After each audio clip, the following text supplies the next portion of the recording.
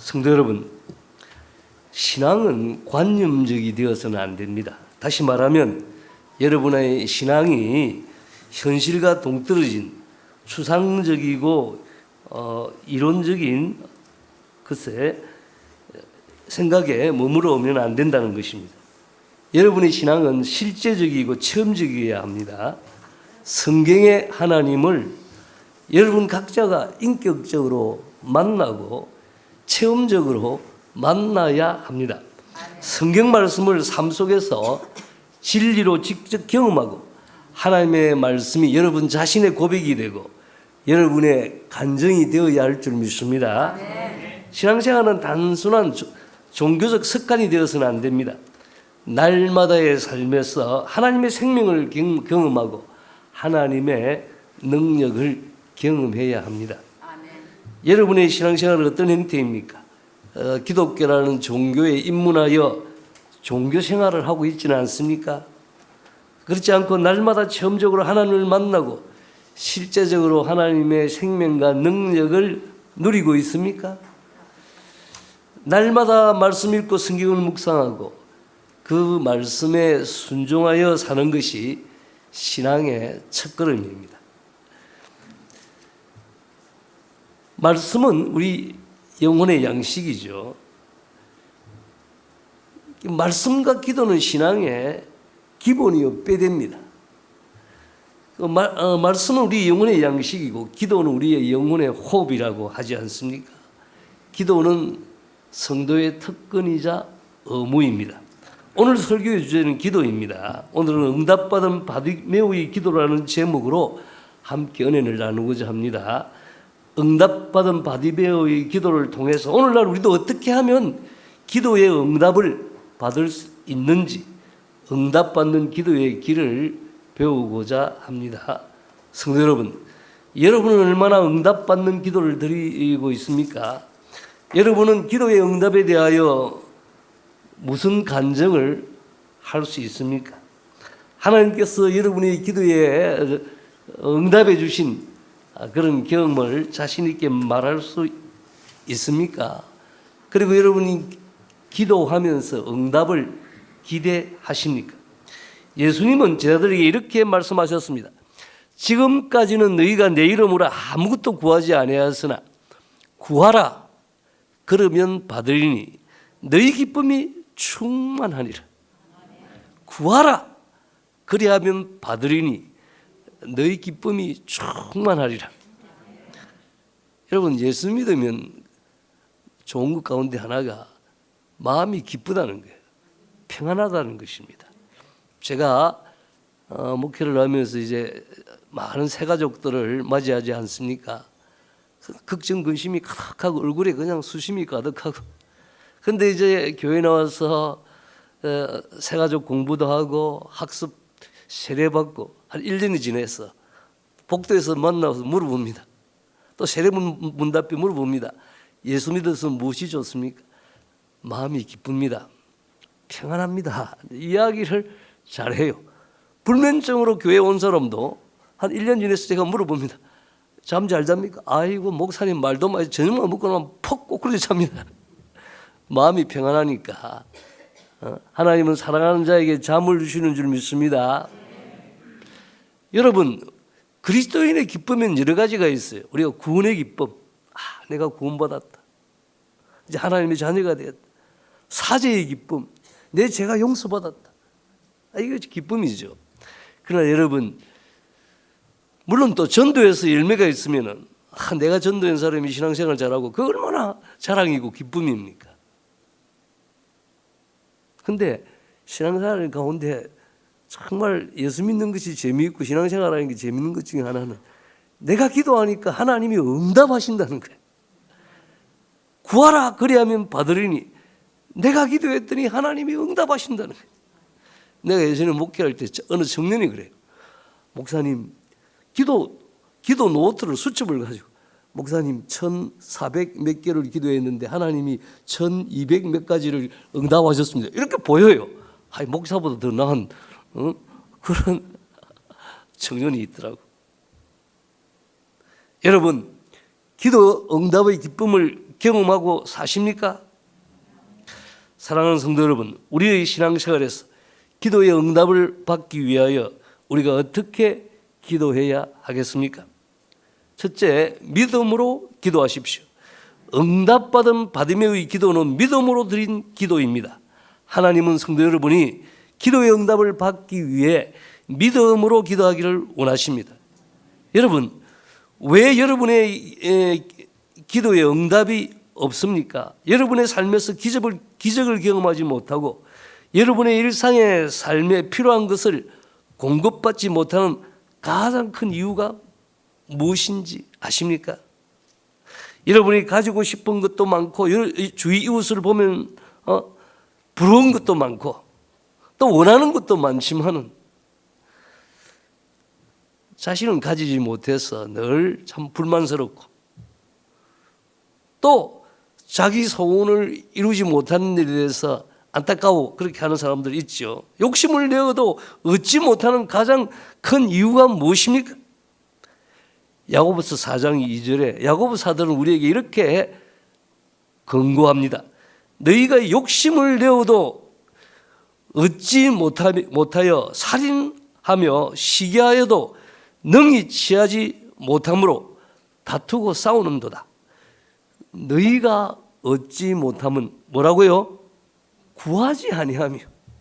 너희가 얻지 못함은 구하지 아니하며. 구하지 않으니까 어떻게 기도 응답이 있겠습니까? 구하여도 자기 정욕대로 구하니까 응답이 없는 거예요. 여러분, 여러분에게 기도 응답이 없는 가장 중요한 이유는 하나님 앞에 구체적인 소원을 가지고 기도하지 않는다는 거예요. 이건 뭐 지어낸 이야기인지 진짜 이야기인지 모릅니다만은 어떤 성도가 죽었습니다. 이제 천국에 갔습니다. 천국에 가서 예수님 제일 먼저 만났겠죠. 그리고 이제 천사가 천국을 쭉 이제 구경을 시켜줬어요. 그래서 제 천국에 한데 큰 건물이 하나 있습니다. 창고 같은 건물이 있는 거예요. 그 건물 안에 들어갔더니 방들이 아주 많이 있는 거예요.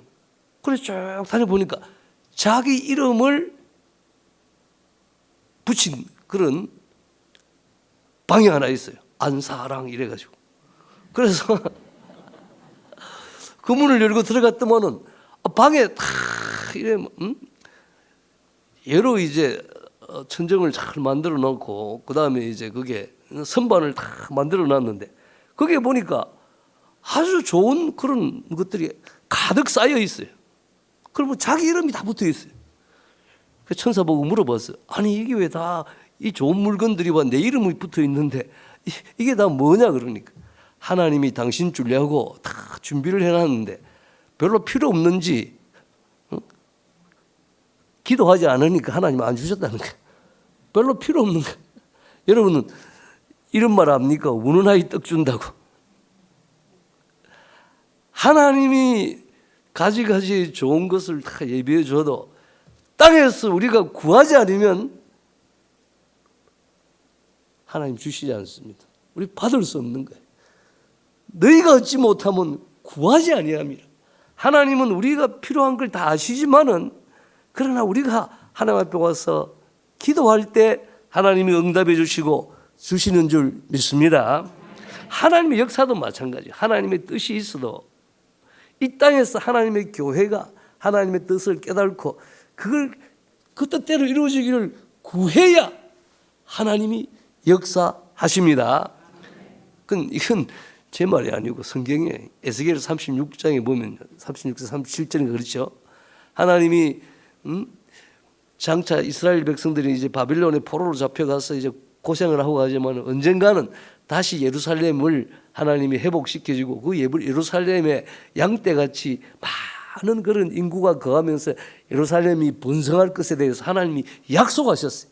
그런데 하나님이 뭐라 그랬냐면 이런 약속이 있어도 그래도 이스라엘 백성이 자신들에게 그렇게 이루어주기를 구해야 한다. 여러분, 하나님은 우리가 기도할 때 역사하십니다. 그러니까 기도 안 하면은 그만큼 손해보는 거예요.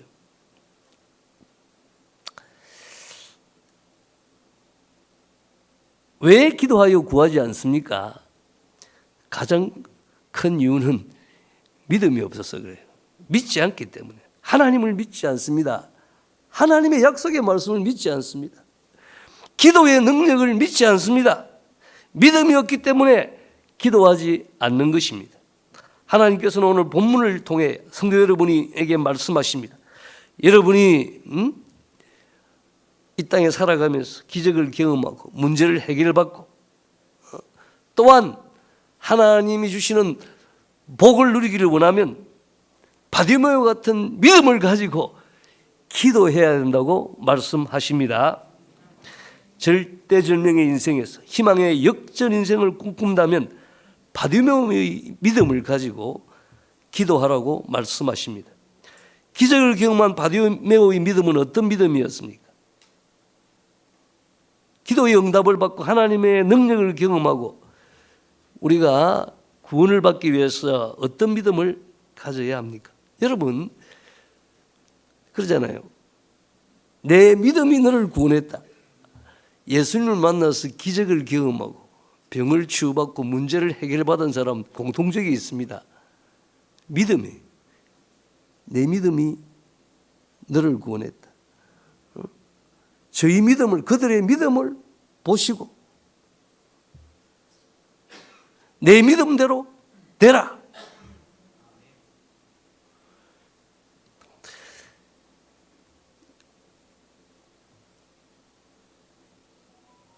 바디메오의 믿음은 예수 그리스도로 말미암아 기적을 꿈꾸는 것입니다. 오늘 본문에 보면 바디메오는 예수 그리스도로 말미암아 희망을 꿈꾸었습니다. 이 사람은 날 때부터 소경된 사람이에요. 그러니까 뭐 다른 일을 할 수 없으니까 이제 사람들이 데려다가 여리고성 그 이제 길가에 이렇게 앉혀주면 그러면 이제 오고 가는 사람들에게 한 푼 주십시오, 한 푼 주십시오. 그래서 다른 사람의 동정을 사서 그리고 그런 다른 사람이 주는 동량으로 살아가는 비참한 인생이었습니다. 내일을 꿈꿀 수 없는 인생이었습니다. 그런데 이 바디메오에게 누군가 좋은 소식, 기쁜 소식, 복음을 들려주었어요. 야, 바디메오, 저 나사렛 예수라는 분이 계신데 말이야. 이분이 너무 놀라운 분이다. 이분이 하나님의 말씀을 선포하고 천국에 관하여 가르칠 뿐만 아니라 이분이 하나님의 능력으로 기적을 행하신다. 병든 자를 치유하신다. 바디메오가 그래 어떤 병을 고쳤는데 안전병이를 일으켰다.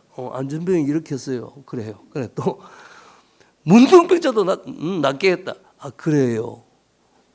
그리고 기머리도 귀가 열렸다. 그래요. 근데 말이야 중요한 건 이기다.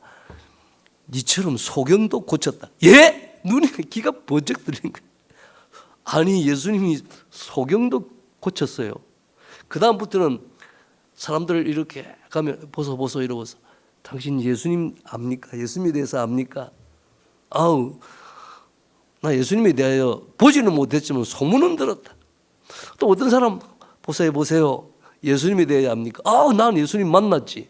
근데 예수님이 병든 자를 고쳤다는데 당신 보셨습니까? 보았지. 예수님이 소경을 고쳤다는데 당신 보았습니까? 보았지. 그 말을 바디메오가 얼마나 흥분했겠어요. 도대체 예수가 누굴까? 바디메오가 예수님 대해서 우리처럼 그렇게 정확하게 알지는 못했어요. 예수님이 하나님의 아들인지 정확하게 알지를 못했어요. 그러나 적어도 바디메오는 이 예수란 분과 하나님이 함께 하신다. 이분은 하나님의 사람이다. 하나님이 보내신 사람이다. 이분은 어쩌면 우리 민족이 그렇게 소망하던 바로 그 메시아 다윗의 후손이시다. 이렇게 이제 예수님에 관하여 들으면 들을수록 확신이 생긴 거예요. 예수를 만나면 내 인생이 변화될 것이다. 예수님을 만나면 예수님은 내 눈도 고쳐주실 것이다. 내가 눈을 이제 뜨게 되면 내 인생이 달라진다. 장가도 가보고 뭐 그런 생각을 했겠죠. 믿음은 들으면서 나고 들으면 그리스도의 말씀으로 말미암은 줄 믿습니다. 바디메오에게 들려진 예수에 관한 이 좋은 소식, 기쁜 소식은 바디메오로 하여금 소망을 가지게 만들고 믿음을 가지게 만들고 기적을 꿈꾸도록 만드는 것입니다. 여러분, 누구나 예수를 만나면 예수로 말미암아 새로운 인생을 꿈꿀 수 있습니다. 여러분이 어떤 그런 어려운 상황, 절망적인 상황에 있더라도 예수님은 부활이요 생명이고 예수는 능력이며 소망인 줄 믿습니다. 하나님은 오늘 여러분에게 바디메오처럼 절망의 상황에서도 예수로 말미암아 희망을 꿈꾸는 사람이 되라고 말씀하십니다. 하나님은 오늘 여러분에게 바디메오처럼 불행의 상황에서도 예수 그리스도로 말미암아 행복을 꿈꾸는 사람이 되라고 말씀하십니다. 하나님은 오늘 여러분에게 바디메오처럼 실패의 상황에서도 예수 그리스도로 말미암아 성공을 꿈꾸는 믿음을 가지라고 말씀하십니다. 여러분, 인생에게 가장 중요한 문제 두 가지였죠. 제가 말이에요, 세례문답 때 또는 학습을 할 때 물어봅니다. 지금 죽으면 천국 갈 수 있습니까? 꼭 물어봐요. 그러면 사람들은 두 가지 때문에 자신 없어 하는 사람이 있습니다. 지은 죄가 많았어. 죄가 많다는 거예요. 또 하나는 아이고 내가 한 일이 있어야지. 공로가 있어야지. 자격이 안 된다는 거예요. 그 성경적인 용어로는 의입니다. 의가 없다는 거예요. 제가 어떤 할머니한테 물어봤어요. 할머니, 지금 죽으면 천국 갈 수 있습니까? 아이고 목사님, 가봐야 알지. 지금 가려고 내가 얼마나 노력합니까? 이 할머니는, 우리는 온천교제가 할 때는 3부 예배를 드려요. 그런데 이 할머니는 2부 예배도 드리고 3부 예배도 드려요. 그래서 어떤 권사님이 아유 할머니 한 분만 드리면 됩니다. 목사님 설교도 똑같고. 아이고 권사님 모르는 소리 좀 하지 마세요. 다른 사람은 일찍 교회를 나와가지고 지금 벌써 800고당 900개당 갔을 텐데 나는 이제 지금 시작하는데 아니 나는 예배라도 두 번 드려야 2계단씩 올라가야 빨리 다 천국 갈 거 아닙니까? 그 할머니 제가 할머니 안 되겠습니다. 세례 못 받겠습니다. 다음에 오세요. 그래서 세례를 안 줬어요. 그때만은 그 혼자 사는 할머니인데 입을 뒤집어서 막 울었다고 해. 아니 내가 부쳐도 버리고 말이요. 내가 교회 나오는데 말이야. 내가 혼자 산다고. 내가 늙었다고. 목사님 나를 가르쳐서 세례도 안 주고. 그래서 나는 이제 그 할머니 안 놓으실 줄 알았어요. 그런데 우리는 3개월마다 이제 학습 세례를 줬으니까 3개월 후에 또 도전하셨어요. 그래서 할머니 지금 죽으면 천국 갈 수 있습니까? 갑니다. 할머니 죄인인데 어찌 갑니까? 예수님 때 가요. 예수님 백으로 가요. 그래서 내가 막 띵동땡 해가지고 세례를 주었습니다. 여러분, 예수 그리스도는 우리의 죄사함을 위하여 십자가에 내어줌이 되고 우리의 어렵다함을 위하여 다시 살아나신 줄 믿습니다. 우리가 예수를 믿으면 이 예수님 안에 죄 용서함이 있어요. 예수님 안에 어렵다함이 있어요. 우리의 죄는 예수님이 대신 지고 십자가에 달려 돌아가셨습니다. 그래서 우리가 예수를 구주로 믿으면 하나님이 우리에게 죄의 책임을 묻지 않고 예수님이 다 벌을 받으셨으니까 우리는 용서해 주신 줄 믿습니다. 뿐만 아니라 우리가 어떻게 이 모든 율법과 계명을 항상 다 지키고 살 수 있습니까? 만점 받기는 불가능한 거예요. 근데 우리 예수님이 사람이 되셔서 할 일을 받으시고 모든 율법을 항상 지키고 십자가에 죽기까지 하나님의 뜻에 순종함으로 인간이신 예수 그리스도가 어렵습니다. 그리스도의 의를 우리의 의로 하나님께서 계산해 주시는 거예요. 그리스도의 의의 옷을 우리에게 입혀서 사실은 우리가 어렵지 않은데 하나님이 어렵다고 그렇게 여겨주시고 선언해 주십니다. 믿음으로 어렵다함을 받는다. 이게 복음의 더 적극적인 거예요. 이게 더 중요한 거예요. 그러니까 우리가 예수 믿으면 죄 용서받고, 예수 믿으면 어렵다함 받고, 또 예수 믿으면 하나님의 자녀된 권세를 주시는 줄 믿습니다. 천국 시민권을 주시고 구원과 영생이 있고, 예수는 예수 안에 모두 세트로 다 들어있는 거예요. 응? 모든 게 다 들어있어요. 심지어 복음은 그러지 않습니까? 응? 저가 채찍에 맞음으로 너희가 나음을 입었나니. 예수님께서 채찍에 맞은 것은, 예수님 그 십자가 달려 죽으면 되지 왜 그렇게 비참하게 채찍에 맞으셨어요? 성경은 말하면 우리의 질병을 지고 우리의 질병의 고통을 예수님께서 대신 담당했다는 거예요. 우리가 병들 때 주님이 치유해 주십니다. 죽을 몸도 성령께서 부활의 능력으로 치료해 주시고, 우리가 주를 위해 살도록 끊임없이 생기를 불어넣으시고 하나님을 위해 살기에 부족함이 없는 에너지 능력을 주시는 줄 믿습니다. 그리고 봐요,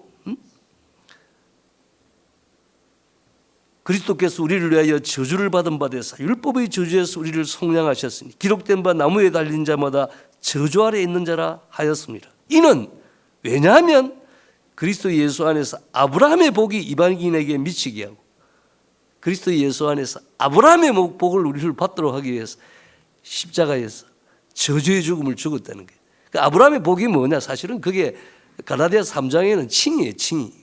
어렵다을 얻는 거예요. 의인에게 있는 게 뭡니까? 영생과 축복입니다.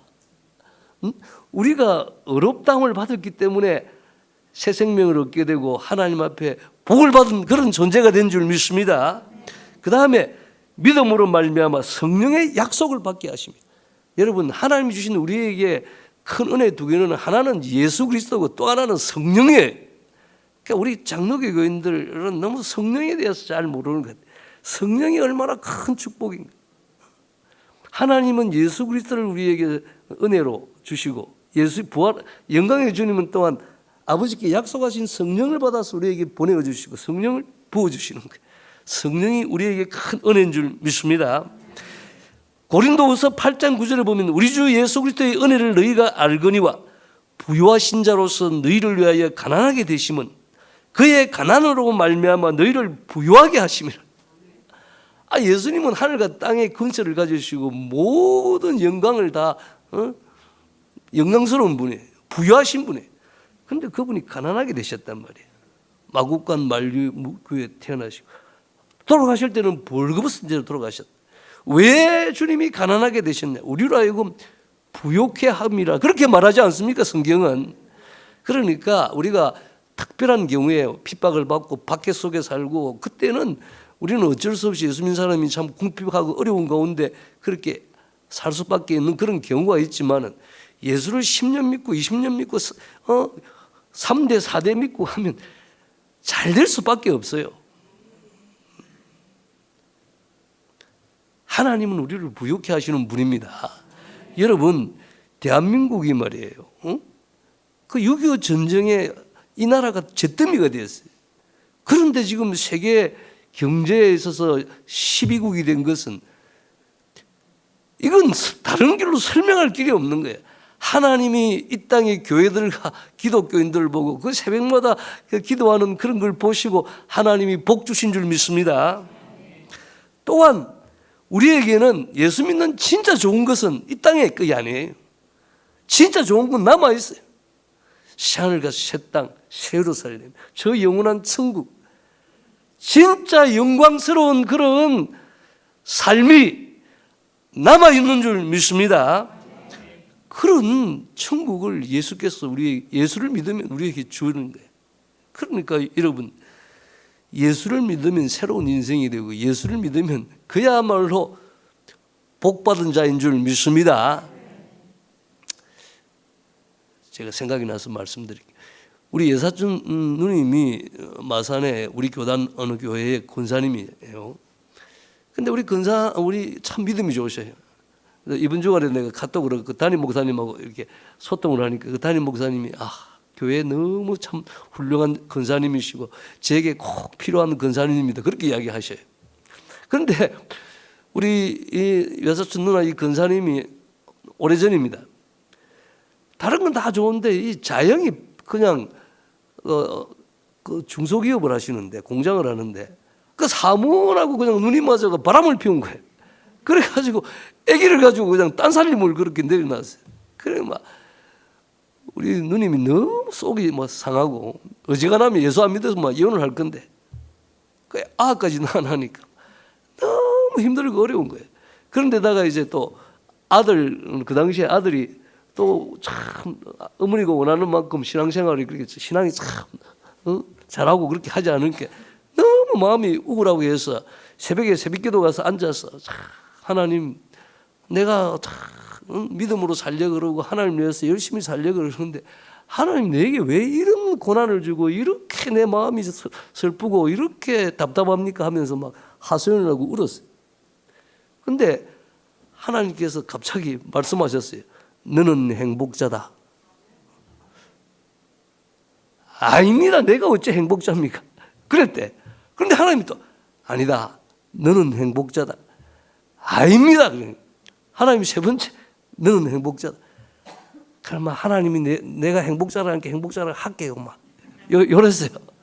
그래가지고 이제 한 달 후에 성경을 창세기부터 쭉 읽다가 그 신명기서 34장에 가면 이런 말이 나오는 게 너는 행복자로다.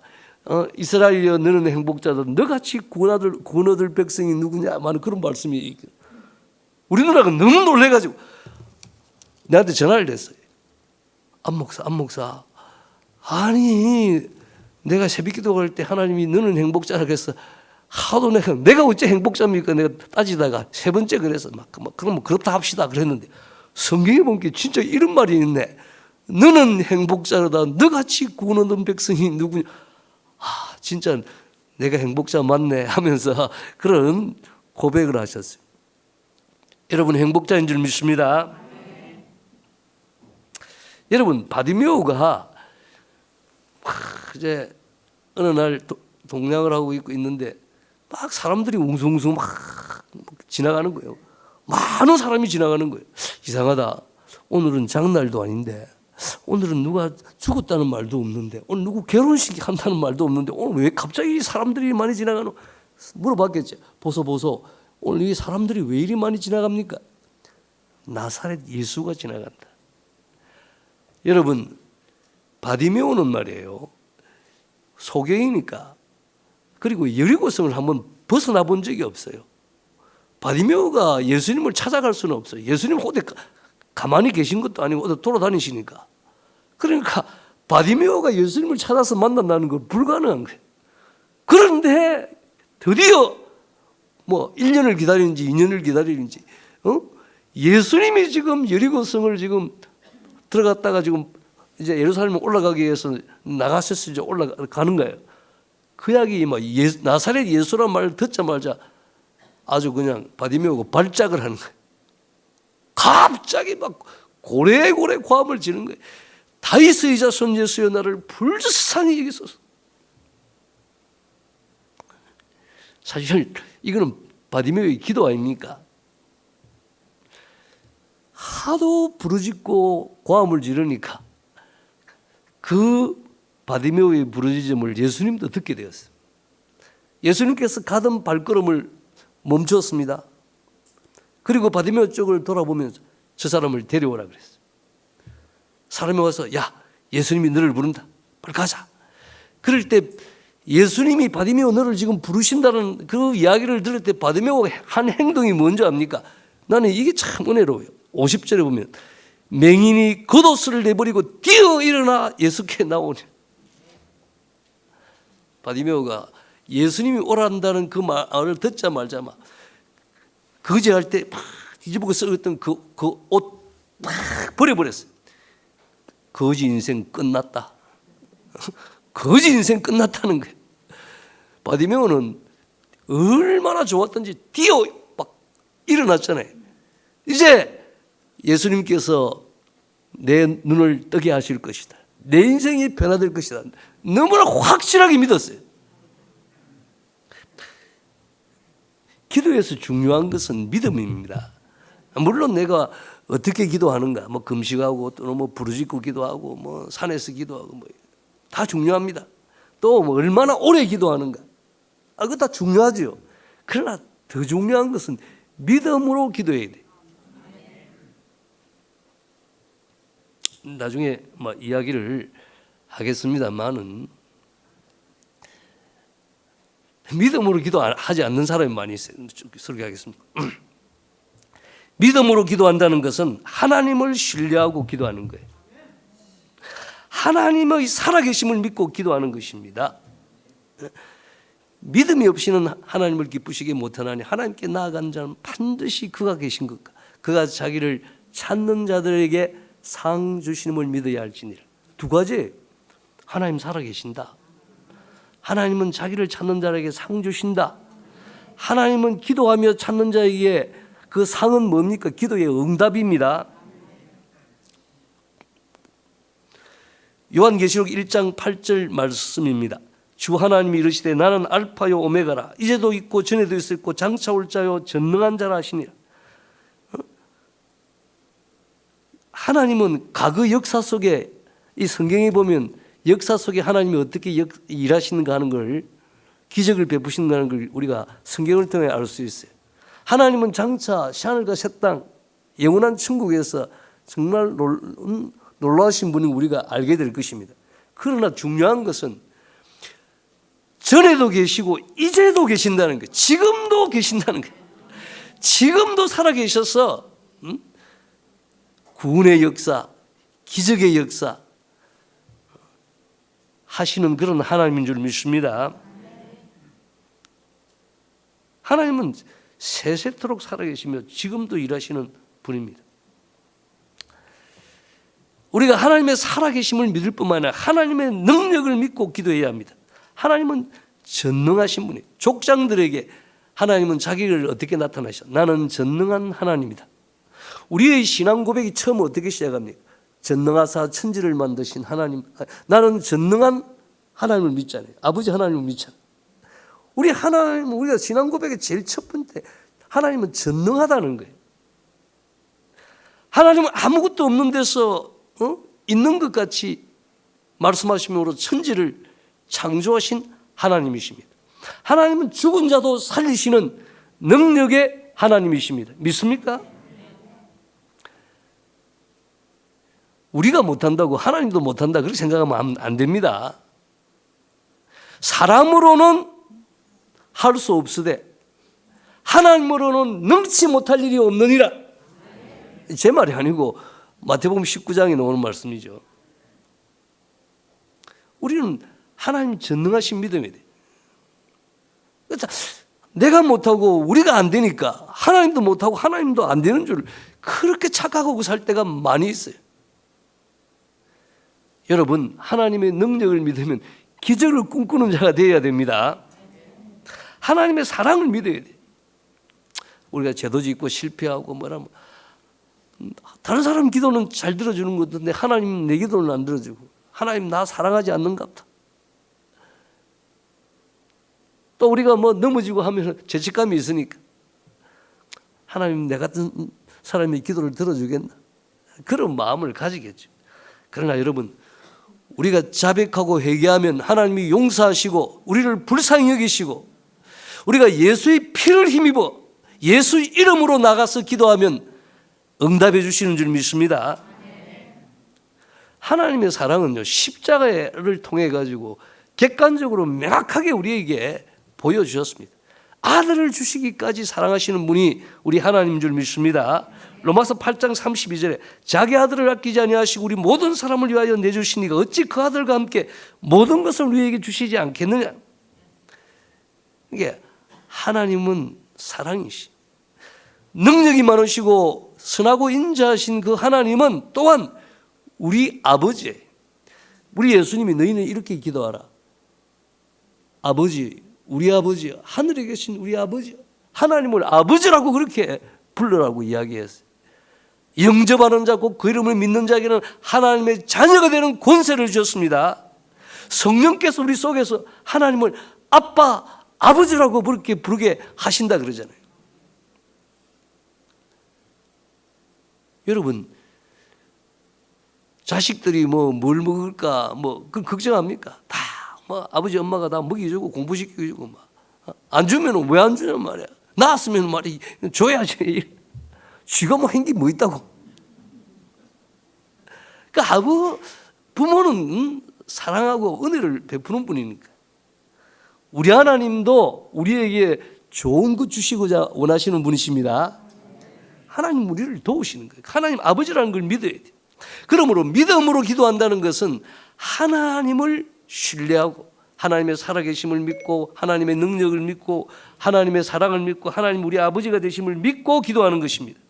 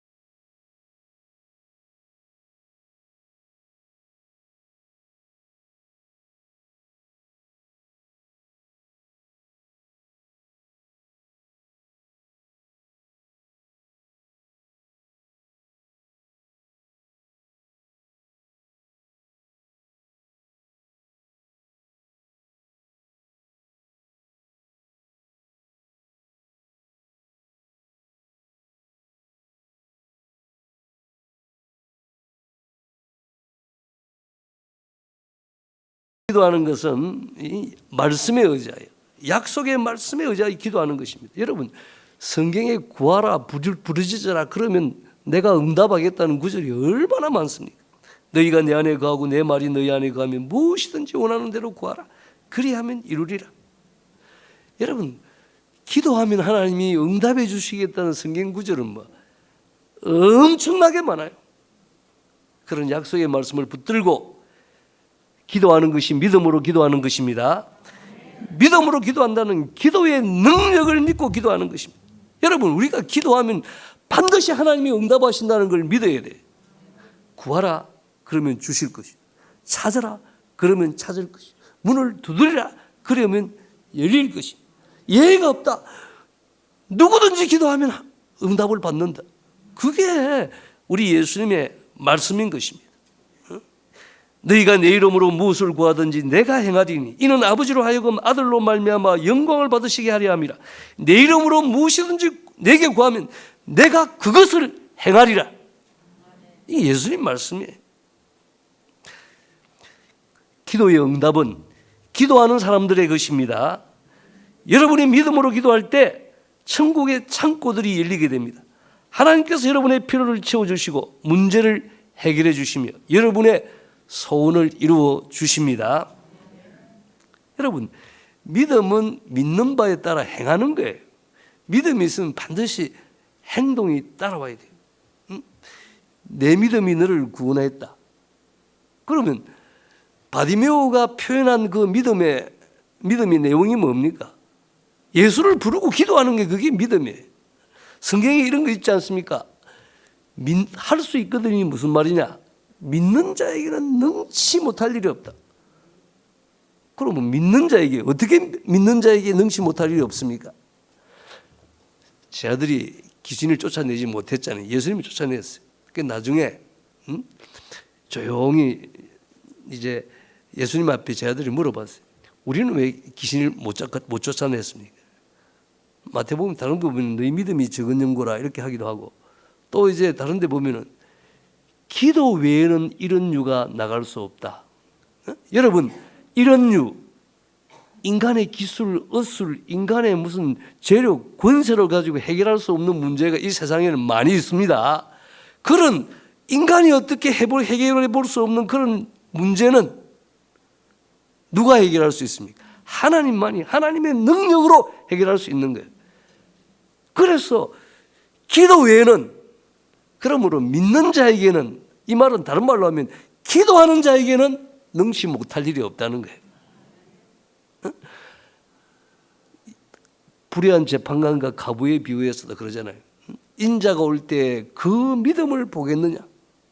그 믿음 어떤 믿음입니까? 항상 낭만치 않고 기도하는 그 믿음을 보겠느냐? 그래서 성경은 말이에요, 기도의 가장 중요한 표현 중에 하나가 믿음의 가장 중요한 표현 중에 하나가 기도예요. 기도한다는 것은 하나님을 믿는다는 그런 표현이란 말이에요. 믿음은 믿는 바에 따라 행동하지 하는 거지 않습니까? 그러니까 기도하지 않고 사는 사람들, 그 사람들은 하나님을 믿는다고 하기 힘든 것입니다.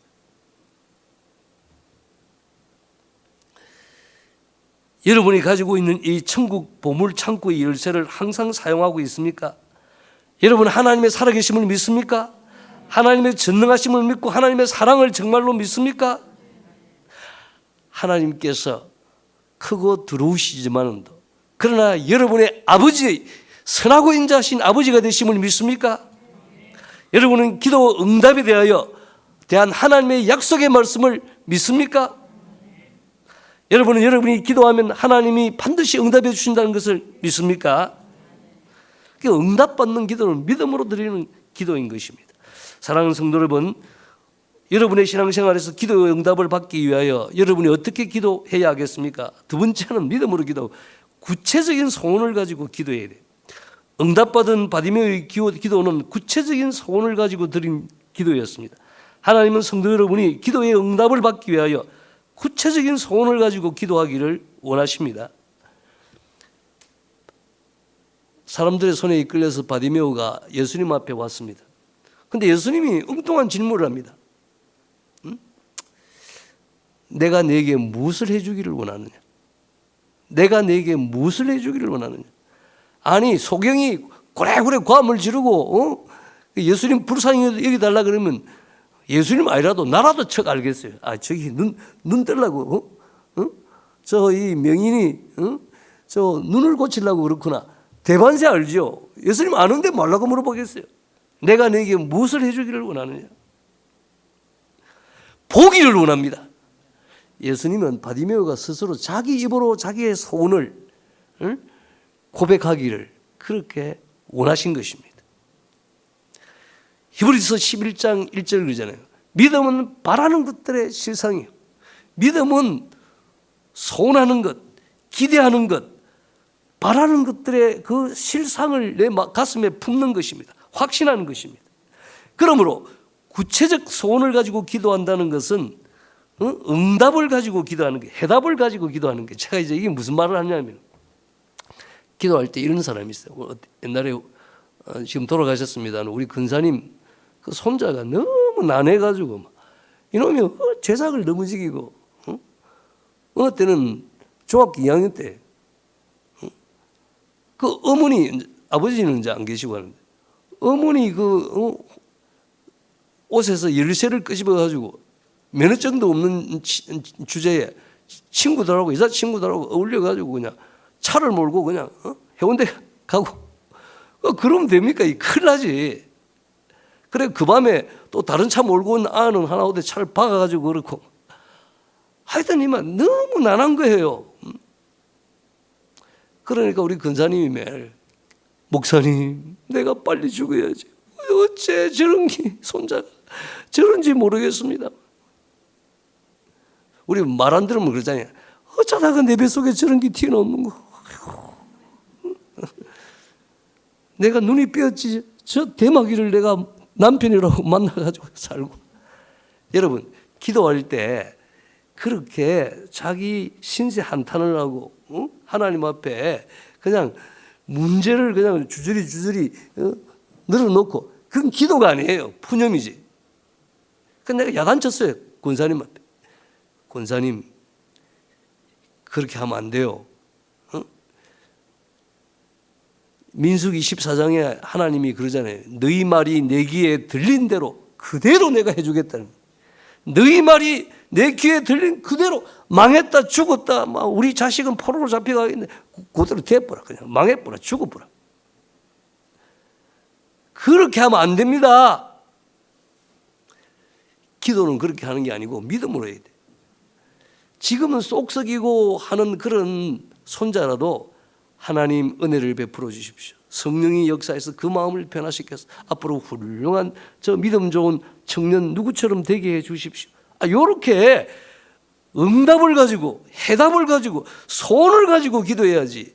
지금 쏙썩이는 술도 먹고 뭐 하여튼 그런 남편이라도 매일 와서 교회 와서 눈물 흘리면서 신세 한탄을 할 게 아니라, 하나님 저렇게 지금 망나니 짓을 해도 하나님은 못 고칠 인생이 없습니다. 하나님께서 변화시키면 믿음 좋은 저 장로님처럼 앞으로 훌륭한 믿음의 사람이 되어서 주일날 발장 끼고 나란히 교회 와서 예배 드릴 줄 믿습니다. 제가 무슨 말인지 알겠죠? 기도는, 믿음으로 기도한다는 건 구체적으로 해답을 가지고 하나님이 이루어지기를 원하는 그런 하나의 목표, 소원, 그걸 가지고 기도해야 되는 거예요.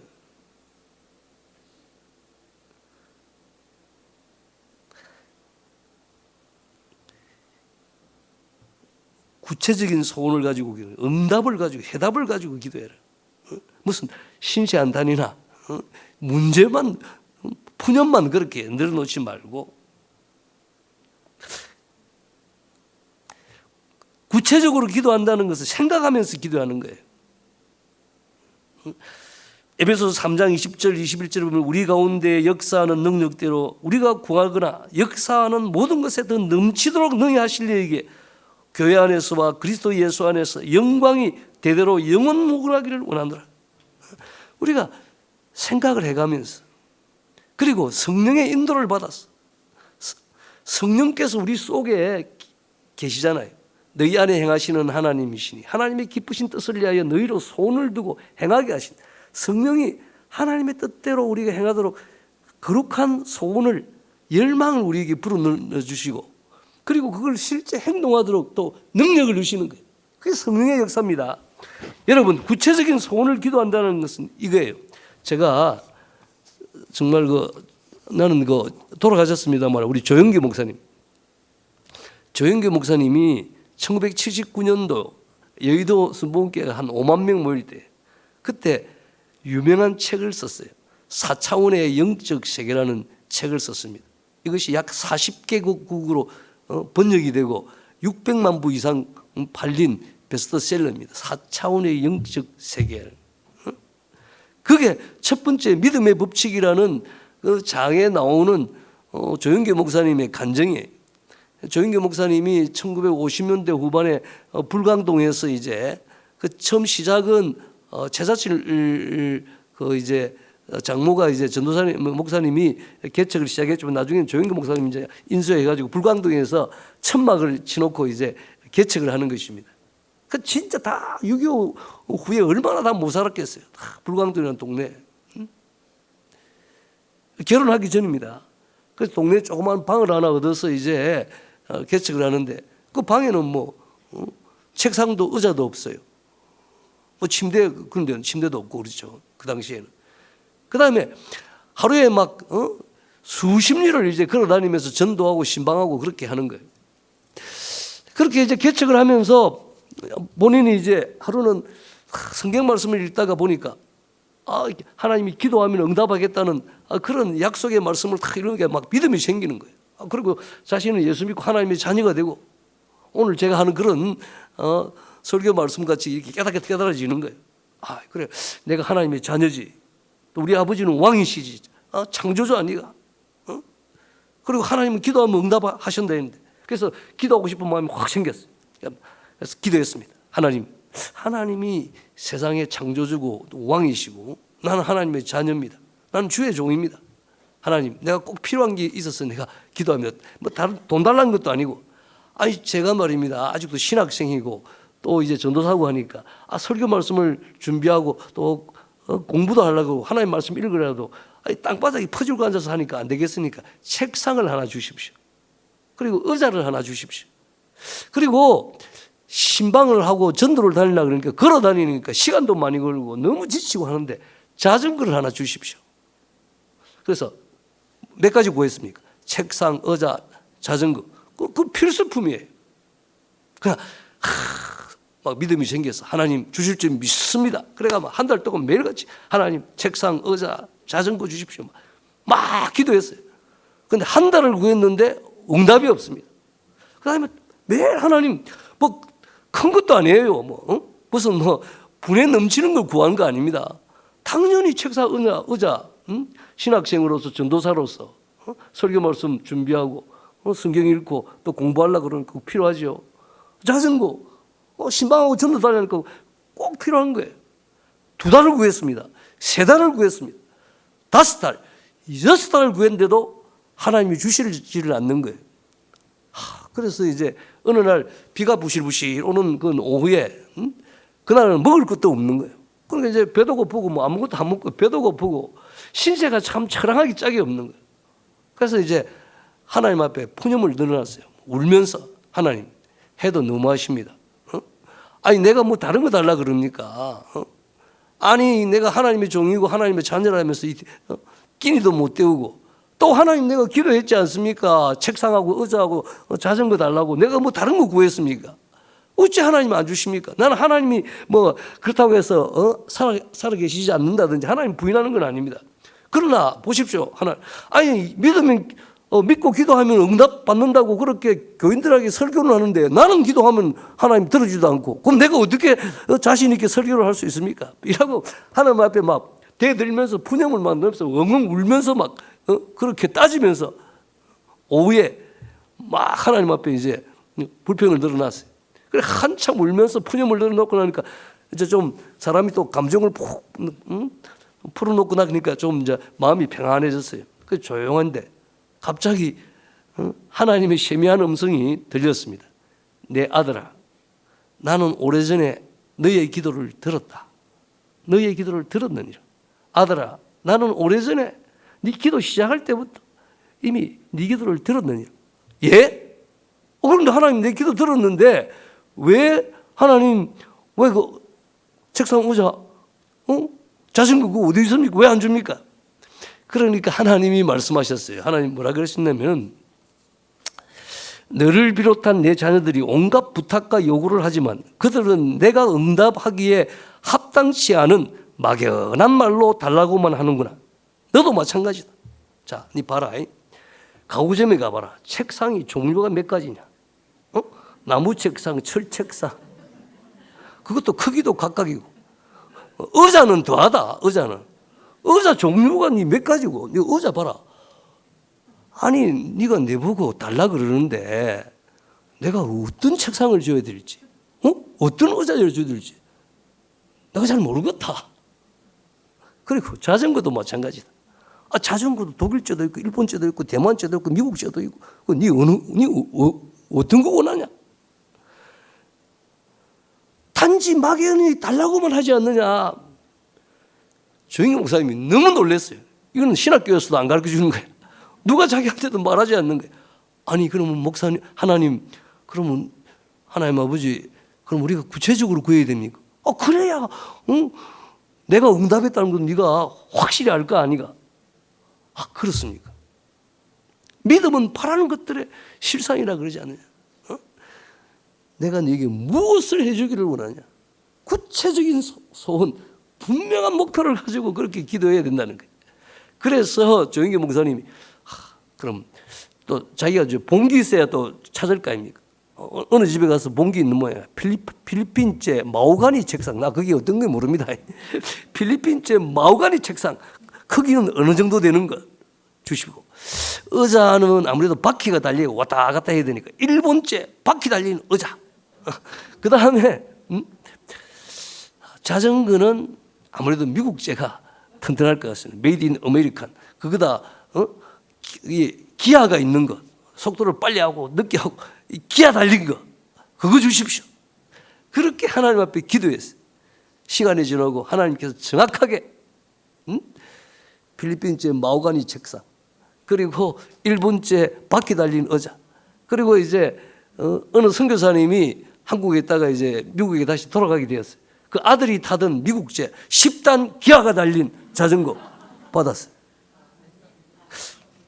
제가 지금 뭐라 하는지 알겠습니까? 우리가 기도가 너무 막연하다는 거예요. 자, 여러분 예를 들면 우리 제3영도교회 이제 예배당을 더 크게 지으면 좋겠죠. 그러면 하나님 예배당을 우리가 앞으로 건축하게 해주십시오. 예배당 건축하게 새 예배당을 주십시오. 그렇게만 기도하면 됩니까? 하나님 도대체 몇 평 원하노? 몇 층 지을 거고? 그리고 안에는 뭐 어떻게 뭐 방들은 뭐 어떤 걸 하기를 원하냐? 그래서 우리는 기도할 때 생각하면서 구체적으로 하나님 앞에 구해야 하는 것입니다. 그럼 나중에 하다 보면은 다 이제 설계도 하고 나면 남는 게 뭡니까? 돈이야 돈. 그러니까 나중엔 차츰차츰 생각하면서 이렇게 하나님 앞에 기도해야 되는데 우리는 막무가내로 기도할 때가 많아요. 여러분 기도할 때 구체적인 소원을 가지고 기도하기를 바랍니다. 사람들이 하나님께 나와 왜 부르짖고 기도하지 않습니까? 꿈이 없고 희망이 없고 소원도 없고 열정도 없기 때문에 기도하지 않습니다. 그냥 지금처럼 사는 게 좋은 거예요. 꿈이 있고 목표가 있고 소원이 있으면 그 소원을 딱 놔놓고 하나님 앞에 기도하면 하나님이 그렇게 이루어 주십니다.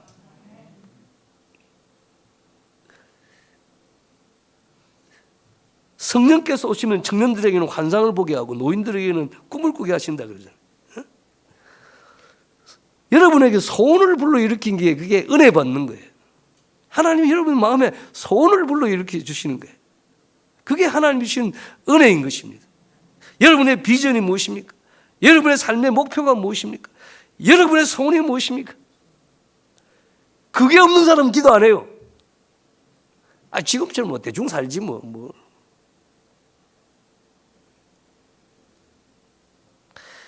마크 베터슨이라는 사람이 이런 말을 했어요. 기도는 예언이다. 기도는 당신의 영적 미래가 어떻게 될지를 알려주는 예언이다. 어떤 사람이 될 것인지는 당신이 어떻게 기도하느냐에 달려있다. 당신의 기도를 그대로 글로 옮겨 적어보라. 그 글이 당신의 인생 각본이 될 것이다. 특별히 아이들은 우리 자녀들을 위해서 기도할 때 자녀들을 위해서 기도하는데 축복하고 하는데 그것이 그 아이들의 미래에 대한 예언과 같고 인생 각본과 같은 거예요. 그러니까 구체적으로 소원을 가지고 기도하는 여러분 되시기를 바랍니다. 마지막으로 성도 여러분, 기도의 응답을 받기 위해서는 말이에요, 믿음으로 기도하고 구체적 소원을 품고 기도하고 또 어떻게 기도해야 되겠습니까? 간절히 기도해야 돼요. 응답받은 바디메오의 기도는 간절히 드린 기도였습니다. 하나님께서는 성도 여러분이 기도의 응답을 받기 위해 간절히 기도하기를 원하십니다. 그냥 과함 지르고 막 다윗의 자손 예수의 나를 불쌍히 여기소서 하니까 너무 시끄럽잖아요. 조용히 해라, 이 병신이 무슨 기차 불통을 사는 다른 사람이 빈잔을 줬죠. 그러니까 바디오는 지금 이 기회예요. 기회. 예수님 지나가면 다시 예수님 못 만납니다. 그때 바디오가 과함 지르면서 더욱 크게 더욱 심히 소리 지르면서 막 과함 지르지 않습니까? 그래서 가던 예수님의 발걸음을 멈추게 한 거예요. 세 번째 응답받는 기도의 길은 간절히 기도하는 것입니다. 절박한 문제를 가지고 절실한 소원을 가지고 전심으로 부르짖고 기도하는 것입니다. 그래서 간절히 기도한다는 것은 강청하여 기도하는 거예요. 누가복음 11장 5절 8절에 나오잖아요. 어떤 친구가 왔는데 밤중에, 그런데 아무것도 줄 것이 없어. 그래서 다른 옆집 친구 집에 가서 막 두드리지 않습니까? 지금 개혁개정에는 간청하여 구한다 되어 있는데 옛날 성경에는 강청하여 이랬어요. 염치 불구하고 때를 쓰면서 부끄러워하지 않고 막무가내로 뻔뻔스럽게. 우리 장로교 교인들은 다 너무 이게 예정을 잘못 생각해가지고 하나님의 뜻, 하나님이 우리는 너무 운명론적으로 하나님을 믿는 게 많아요. 그렇게 생각하면 안 돼. 그거는 하나님 알아서 하실 일이고 우리는 급하니까 뻔뻔스럽게 강청, 염치 불구하고 하나님 도와주세요. 여러분 급한데 뭔 그렇게 이게 무슨 하나님의 뜻인가 뭔가 그거 불났는데 불이야 하고 그러지 마. 하나님 도와주세요, 살려주세요, 치료해 주세요. 간절히 기도하는 것은 강청하며 기도하는 거예요. 그 부르짖고 기도하고 말이에요. 야곱이 그러잖아요. 내게 축복하지 않으면 내가 가게 하지 않겠습니다. 그런 그냥 실험하듯이 그냥. 여러분 하나님의 보편적인 뜻은 우리가 질병에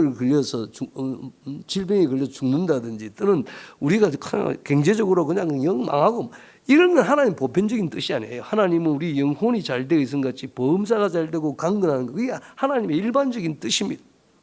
그러나 대부분 우리 질병은 우리가 습관적으로 잘못 살아서 이제 그리스도인은 왜 병에 걸리는가 그런 책이 있어요.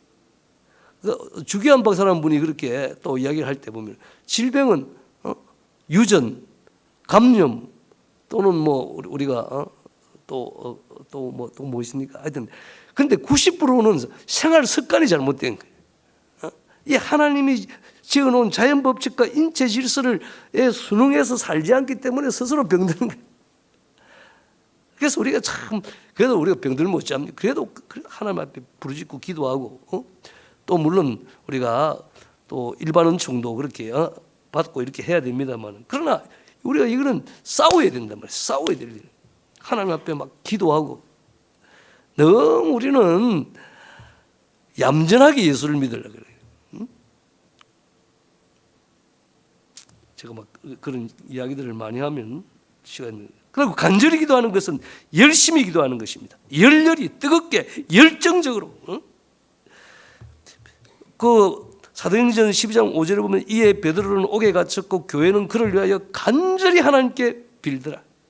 누가복음 22장 44절에 보면 예수께서 힘쓰고 애써 더욱 간절히 기도하시니 땀이 땅에 떨어지는 핏방울 같이 되더라. 마치 레슬링 선수가 링 위에서 금메달 따기 위해서 막 땀을 뻘뻘 흘리면서 막 힘을 다하여 그렇게 싸우는 것처럼 기도도 힘쓰고 애써 예수님이 얼마나 더욱 간절히 기도하시면 땀이 땅에 떨어지는 핏방울 같이 흘렀다 그러잖아요. 여러분 그렇게 기도해 본 적이 있어요? 간절히 입술만 그러면 안 되고 진짜 그 기도를 그냥 부르짖고 그냥 열심히 기도해야 돼요. 한국 교회가 여러 가지 지금 연약해졌잖아요. 한국 교회는 예수님의 기도를 본받아 했던 기도입니다. 예수님은 새벽 기도하시고 우리도 새벽 기도하고 한국 교회는 새벽 기도하는 거예요. 한국 교회는 철학기도, 예수님이 철학기도, 우리도 철학기도. 예수님이 산기도 하시는 거예요. 산기도. 이전에는 기도원마다 산에 꽉꽉 사람들이 찼어요. 그리고 금식기도 하고 40일, 20일 보름씩 기도하고 우리는 예수님 기도를 그리고 예수님 부르짖고 기도하고 우리도 부르짖고 기도하자. 근데 그 기도의 영성이 지금은 희미해진 거예요. 열망은 기도의 생명이다. 불충분하거나 성공적이지 못한 기도의 요인은 열망이 부족하거나 약함에서 발견된다. 열망이란 열렬히 바라는 것이다. 강력한 소원을 가지고 기도하는 것이다. 이 간절히 기도해야 돼. 그리고 간절히 기도한다는 것은 응답이 올 때까지 기도하는 것이다. 끈질기게, 집요하게, 악착스럽게 기도하는 거예요. 기도는 그렇게 해야 돼. 응답이 올 때까지 악착스럽게. 왜 기도에 응답을 경험하지 못하는 거예요? 기도에 끈질김이 없고 악착스러움이 없고 너무 쉽게 낙심하는 거예요. 구하라, 찾아라, 두드리라 계속 찾고 계속 구하고 계속 두드리는 거예요. 열릴 때까지, 줄 때까지, 구할 때까지 한두 번 하다가 그치면 금물입니다. 제가 이제 요것만 간단하게 하고 마칠게요. 제가 고등학교 2학년 때 저는 개정제일교회에서 예수를 믿었어요. 예수 믿고 나서 우리 어머니 집안이 어머니가 여행제가 다섯입니다. 맞이에요. 바로 밑에 이모님은 절의 주지에 무당하다가 절의 주지에 세 번째 이모님도 무당이시고 여기 또 이제 원불 무슨 천태종인가 그게 포교사가 또 네 번째 다 불교 집안에 다섯 번째는 이모님 무신론이고 그러니까 저는 예수 믿기 힘든 가정에서 어쨌든 예수 믿고 그렇게인데 그리고 교회 나가자마자 고신도 예수 믿지 않습니까? 저는 이제 5살부터 제사를 지냈는데 우리 집이 장손 집안이어서 예수 믿고 나서 제사 안 지낸다 그러니까 우리 어머니가 막 완전히 기절초풍을 하시는 거예요. 핍박도 많이 받았습니다. 그래서 어머니 전도 정말 힘들어요. 부모 전도 힘들고 또 이 가족 전도가 다 힘들지 않습니까? 그러니까 우리 어머니는 막 니나 예수 믿어라. 내가 예수 믿으면 손에 장을 지진다. 그러니까 우리 어머니가 예수 믿는 동안 22년이 걸렸어요. 22년. 제가 시골의 진성교회라는 교회를 갈 때 내가 어머니를 좀 모시고 있어야 되겠다 하는 그런 마음에서 이제 그 진성교회를 갔어요. 그래서 이제 우리 어머니가 진성교회 자주 오시고 또 거기에 이제 계시기도 하고 그러는데 그러면 예수 믿는 건 딱 싫어하시는 거예요. 주로 이제 어머니는 머리가 좋으셔가지고 연부를 잘 외우셔요. 또 불교 수교도 받고. 그러니까 제가 SFC 간사를 한 4년 했는데 그때 80년대, 82년도, 3년도는 우리 어머니가 그 삼당제 밑에 원동이라는 데가 있어요. 원동 안에 쭉 들어가면 신흥사라는 절이 있어요. 거기에 들어가셔가지고 암자 하나를 맡아가지고 아침 저녁으로 불공을 드리는 거예요. 그리고 또 스님들이 어머니를 너무 좋아하시고 우리 이모님 절에 스님이 어디다 중이 가버리고 나면 어머니가 가서 대신 연부라고 그러는 거예요. 그러니까 제가 볼 때는 우리 어머니는 참 돌아오시기 힘든 분이에요. 제가 그래 진성교회에 가서 이제 있을 때 어느 때 이제 제가 강도사 때 정주철 목사님, 잠실 중앙교회 담임 목사님 정주철 목사님 전화가 왔어요. 안 강사님 오늘 우리 당회에서 목회자 한 사람을 풀스칼라십 장학금을 줘서 가족 전체를 외국에서 공부하도록 그렇게 결정했다. 그래서 그 대상에 안강사님이 됐으니까 빨리 그 시골에 있는 거 준비 다 이게 정리하고 서울에 와서 이제 유학 갈 준비를 하라는 거예요. 그때 저도 유학 가고 싶은 생각이 있었습니다만은 그때 그게 이제 없었어요. 왜? 목사님 갈 사람을 보내고 저는 안 되겠습니다. 그 세 번이나 이야기했는데 왜? 아니 우리 어머니가 지금 80이 가까이 왔는데 제가 지금 유학 가면은 5년 내지 7년 걸려요. 아니 우리 어머니 예수 안 믿고 죽으면 저 어떻게 하겠노 말이야. 내가 지금 목사가 돼가지고 하지만은 다른 사람은 구원받고 하지만 우리 어머니 지옥 가면 어떻게 하겠나. 하여튼 어머니를 모셔야 되는데 어머니하고 자꾸 만나는 게 있어야 되고. 그래서 이제 첫 번째 이유가 그게 그래서 다른 사람 가십시오. 제 친구 보니까 길성남 우리 동기 길성남 그 목사가 정말 똑똑하고 공부하면 훌륭한 사람이 될 것이다. 사실은 그 길성남 지금 교수님으로 있죠. 그 잘 된 것 같아요. 그렇게 하고 이제 있는데 말이에요. 우리 어머니가 우리 집에 잘 안 오셨습니다. 그런데 이제 막내가 태어났어요. 내가 진성교회에서 나왔다고 진성이라고 이름을 지었어요. 그 막내가 태어났는데 우리 어머니가 야 너는 꼴도 보기 싫지만은 손자가 무슨 죄가 있노? 손자 본다고 해가지고 이제 오셔서 또 2주도 되시고 3주도 계시고 또 있다가 또 뭐 어디 또 가시고 막 절에도 가고 막 그러시는 거예요. 그러니까 우리 집에 있으면은 전화가 옵니다. 나는 누구 스님인데 그 강보살 계십니까? 해서 어머니 또 용돈 드리면 뭐 절에 시주해 버리고 또 우리 어머니 부지런하시니까 교회 막 잡초는 다 뽑고 야 너가 그 교회는 왜 이리 허전하네 막 절에 있는 뭐 꽃들 전부 다 우리 교회가 막 교회다가 마당에 다 심어놓고 헷갈리는 거예요. 그런데 우리 어머니가 하나 딱 막내를 위해서 잘해 주시는 게 있어요. 주일 되면은 자기는 불교 열심히 나가고 부처님 섬기지만 아들 체면 때문에 예배에는 참석해줘요. 하나 우리 어머니 그거 보면 아들 그래도 막내 아들 체면 살려준다고 예배 참석하는 거예요. 근데 한 날 말이에요. 예배를 드리고 딱 왔는데, 야야, 오늘은 그 예배를 드리는데 그 찬송을 부르는데 찬송이 어떻게 그렇게 내 가슴에 탁 와닿는데 내가 눈물이 팍 날라 그러더라는 거예요. 야, 강박한 우리 어머니 22년이 됐지 않았습니까? 한 20년 지났는데 우리 어머니 마음을 녹인 찬송이 뭘까? 그래서 내가 어머니 이 주보가 있으니까 이 찬송입니까? 아니라는 거야. 요 찬송입니까? 아니라는 거야. 요거요? 아닌데. 그럼 무슨 찬송이냐? 여러분, 이 교회에는 다 우리가 이제 찬양 인도자가 있잖아요. 그래서 다 찬양하지만 시골 교회는 안 그렇거든요. 뭐 앉아가지고 할머니들이 몇 장 부릅시다 그러면 부르고 그러잖아요. 그래서 예배 전에 누군가 몇 장 부릅시다 그래 한 거예요. 그 찬송이 뭐냐면은 519장 찬송이에요.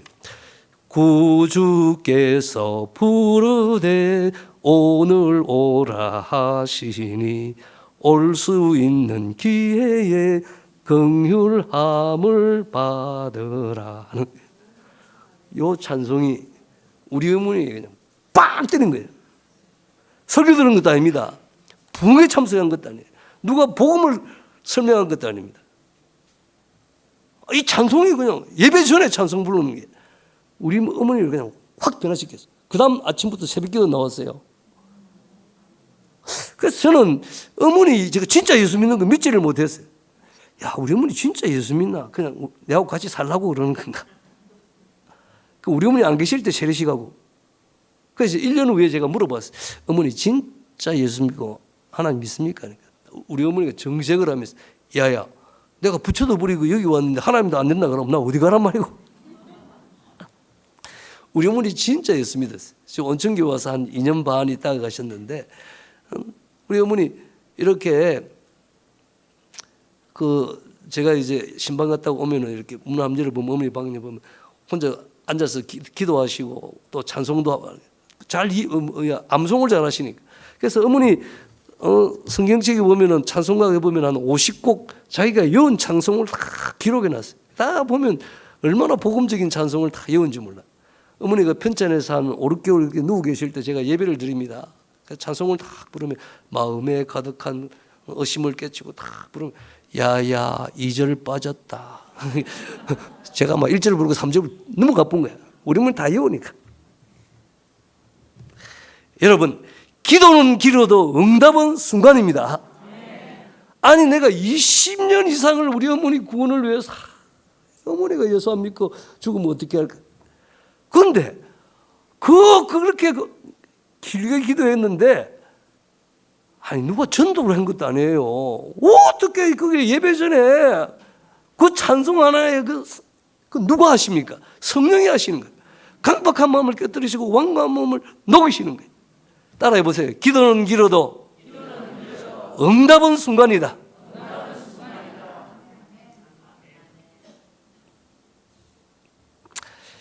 조지 물러가 이렇게 말했습니다. 기도를 시작하는 것이나 올바르게 기도하는 것만으로 충분하지 않다. 그리고 얼마 동안 기도를 계속하는 것으로도 충분하지 않다. 우리는 응답을 얻을 때까지 인내와 믿음으로 계속 기도해야 됩니다. 응답될 때까지 끈덕지게 기도하는 여러분 되시기를 바랍니다. 여러분, 우리는 어떻게 바디메오 같이 기도 응답을 받는 기도를 할 수 있을까요? 첫째는 믿음으로 기도하십시오. 둘째는 구체적인 소원을 품고 기도하십시오. 셋째는 응답될 때까지 간절히 기도하십시오. 예, 기도하겠습니다. 어떤 사람은 이렇게 기도해서 하나님, 내가 숨 넘어갈 때까지 기도하는 사람이 되게 해주십시오. 정말 믿음으로 뜨겁게 간절히 기도하는 사람이 되게 해주십시오. 믿음으로 기도해서 응답받는 사람이 되게 해주십시오. 그렇게 우리가 기도하는 이 시간 되었으면 좋겠습니다. 기도하겠습니다.